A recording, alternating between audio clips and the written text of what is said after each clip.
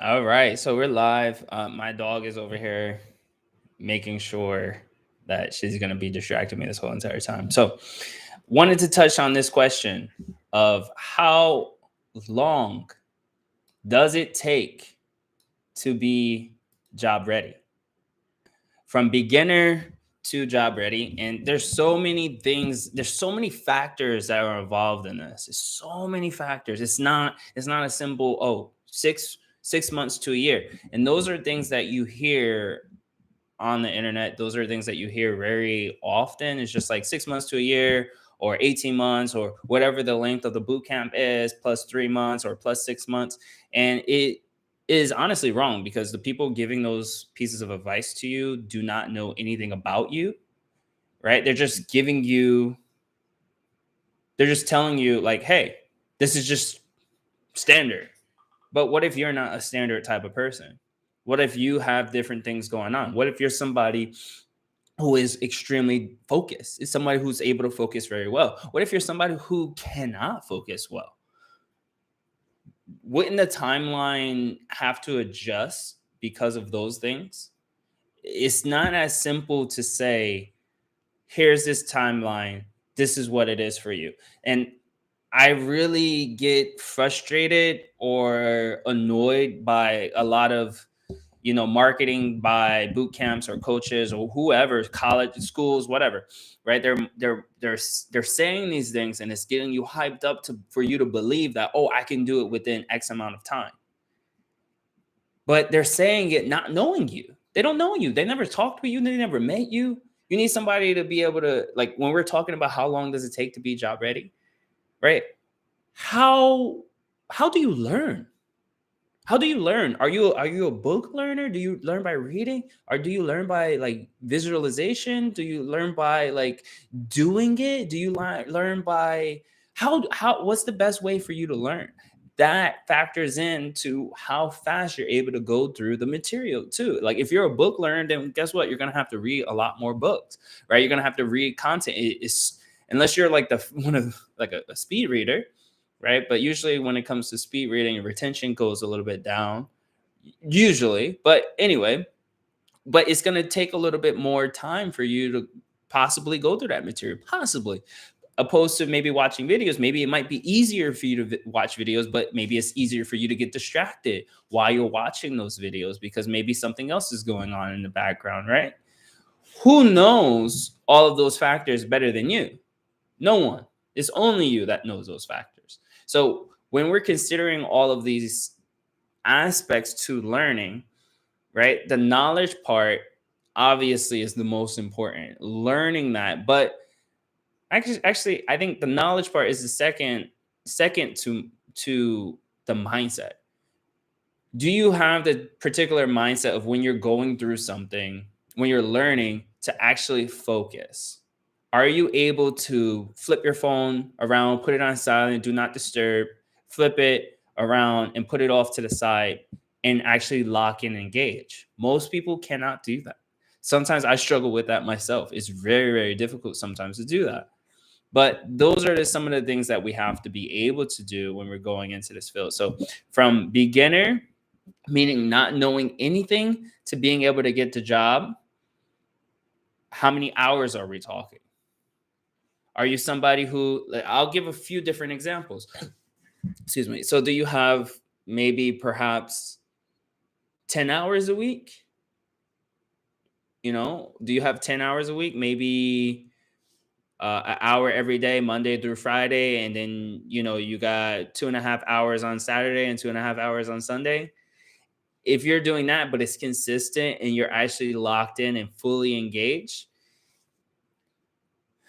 depending on the curriculum, that's also a factor. Depending on the language that you're learning, also another factor. Depending on the type of projects that you're building. So it's not just something that's simple as, like, oh, again, I keep stressing it because it's so important. It's not just like, oh, 6 months, 3 months after the program, you're gonna do it. No. What are you actually building? Are you building something that leads to you getting a job? Are you making those connections within that time period of other like connections with other software engineers that might be able to put you in a position for you to be able to get a job? Are you doing all of those things to help maximize your percentage or your chance of being employed? Or are you simply just coding in isolation, doing the projects that are on YouTube, or like, making clones, or doing the projects that you got on Udemy or Coursera or any other of those courses? Are you just doing that and then you're going to start spamming applications? Guarantee it's going to take you much longer. It's just a guarantee. That's what I did. It works. It does work, but it will take you much longer. And I don't know what that length of time is. This can be very dependent on you, because guess what? When you're learning that way, you're going to have questions. You're going to need somebody to answer those questions for you. So you're going to be searching online.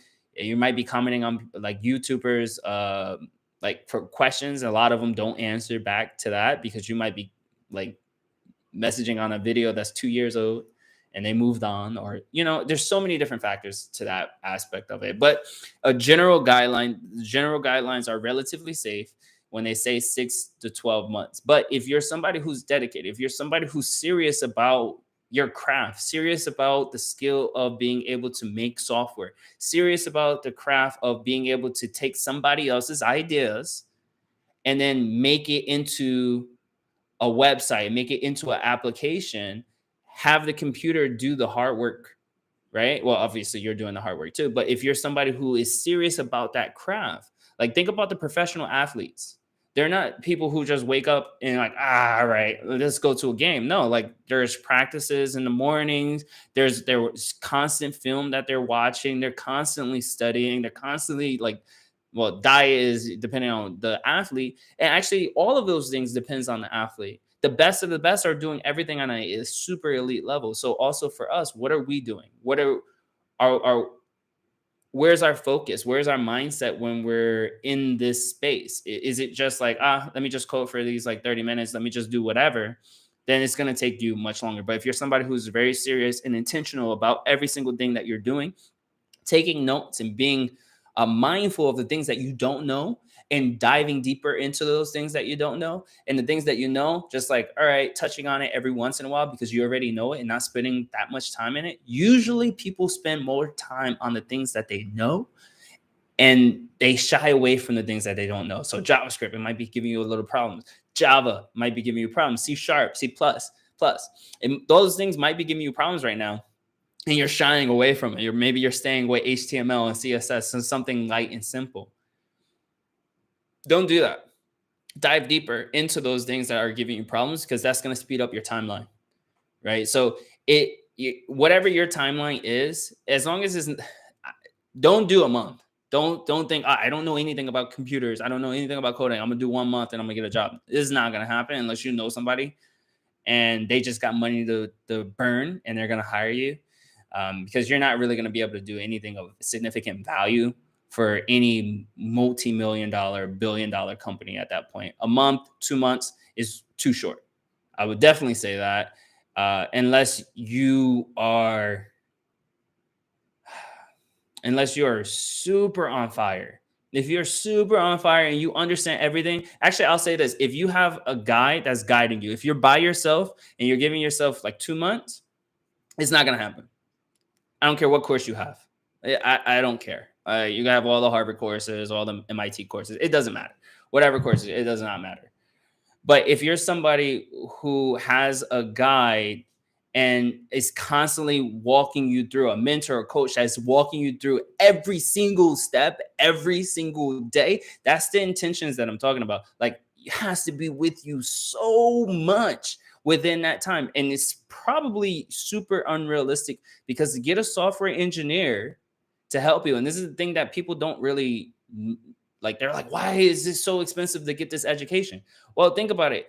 A software engineer will get paid, can easily make $100,000 a year working as a software engineer. So to help you, that's my dog Hannah, by the way. So to help you get to where you want to be, why would they charge less? That's a waste of their time and effort and money. right? So you gotta think about it in that perspective too. The person who has the skills that's training you, their time is valuable as well. So if you wanted somebody to be with you every single day for 2 months, imagine how much money that's gonna be. It's not gonna be cheap. It's not gonna be cheap at all. So if you got funds to blow like that, that's why they do boot camps, and boot camps are what, like average of what, 17, $15,000, right? But that's what 30 other people in the room. And then you're gonna be, and in 6 weeks, you're gonna be a mentor to somebody else. And what are you really gonna know in 6 weeks, right? So I'm deviating from the original question, but the original question is, how long does it take for you to be job ready within that period of time? Literally, what's your focus? What's your plan? What's your guidance? And I can't answer that as particularly for you. Now, if you're curious, of course, we could hop on a call and we could talk about what you know, what your experiences are, and all of these things. Not just with me, but you could hop on a call with pretty much almost any software engineer that has teaching experience and is patient. They'll be able to walk you through what it is that you need to do and help guide you and be real with you. Right. If you don't know anything and you want to do it on your own, or you want to be super cheap and you want to do, like, basically do it on your own and be cheap, if you want to do that, then it's going to take you long. That I can say for sure, because like, no matter what, you're gonna need help with this. It's like trying to learn a language. Like, it's like me trying to learn Korean for the first time. And I never, like, for me to learn Korean, what I did was every single day I was meeting with a Korean person online who was trying, we were doing a language exchange. They were learning English, I was learning Korean. Every single day, I had a language partner for every day. So some I was meeting twice a week, some I was meeting once a week. But for me, I was meeting somebody every single day, right? And I was practicing Korean. Even though I lived in Korea, I was still practicing Korean, intentionally practicing, focusing on certain vocabulary words, focusing on certain things. Now, if you get a coach, if you get a mentor, you should not only be relying on them, like, or boot camp, you should not only be relying on them to give you everything. You should be intentional with your learning as well. That speeds up the process. Not doing that, relying on other people, you're at their whim. If they say 6 months and you're like, all right, cool, all I got to do is go to this program 6 months, do everything that they say. No, it might be longer than 6 months.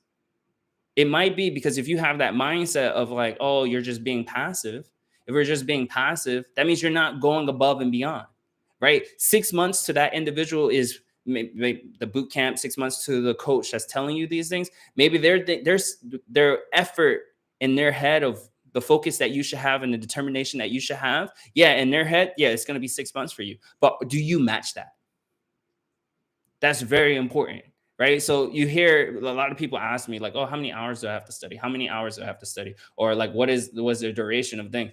It's even if I told you it's 5 hours, even if I told you it's 20 hours, 40 hours, it doesn't make a difference if we're not focused during that time period. If we're not focused, it does not matter, right? If we say we're doing something and we're really not doing it, we only spend 10 minutes, 15 minutes out of the whole entire hour building that thing, then did we really spend the whole hour? An hour passed by, but what did we do? We only did 15 minutes of actual work, right? So even if I told you that, you'd be like, well, Dave, I spent like, 5 hours today on it, but you only coded or you only researched for an hour. That's the real time. So put in the seconds, like focus on the seconds. And if you're somebody who's dedicated, if you're somebody who's serious, like serious, then it can happen in a shorter duration of time than what people normally tell you. You know yourself best though. You know yourself best. So if you're not super serious, if you know you get distracted easily, if you know that it's hard for you to pick up on certain concepts, then it will be wise for you to give yourself a buffer period. It would be wise for you to do that. And if you're asking or if you're seeking help from a coach or a boot camp or whatever, it would be wise for you to ask if it's possible to have that buffer period or buffer like extension. And if their purpose is really to try to help you, then they will understand what it is that you're looking to learn, and they will be willing to match whatever that period of time is. Obviously, you're gonna have to compensate them, right? Obviously, you don't want to take advantage of people. That's not why we're doing this, right? We don't want to take advantage of people, just like we don't want people to take advantage of us. right? We don't want people to just take our money and not give us the knowledge. But at the same time, we don't want people to just give us knowledge and not pay them. I know some people probably are like that, but you shouldn't be, honestly, because how far are you going to get in this field with that mindset? Or how far are you going to get in life, period, with that mindset? So, especially if we're trying to switch careers, we have to have a positive mindset towards things. And it's not a rush, it's a journey. It really truly is a journey. You have to enjoy the journey, have fun with it, let it be fun. And if it's frustrating, if it's annoying, then maybe you're doing it the wrong way. It's possible you're doing it the wrong way. Maybe you're building the wrong things. Maybe you're focusing on the wrong programming language. All of those things can be super possible. So how long does it take to go from beginner to job ready? Hopefully by now you're not thinking 3 months. Hopefully you're internalizing and thinking, all right, how do I learn? What's best for me? Right? And then maybe some of you are like, I don't know. I don't know anything about computers like that. Like, I just know how to turn it on and go to websites and email. I don't know I'm not a math person. Maybe you're thinking all of those things. We talk about that in other videos, so definitely watch those other videos. I would definitely say that. But if not, if you don't want to watch those videos, then feel free to hit me up or whatever the case may be, or hit somebody up and get that clarification, get that help of, hey, this is me. This is my learning style. This is the way I go about doing XYZ. This is my schedule. Would I be able to fit this in with, I have kids. I work 40 hours a week.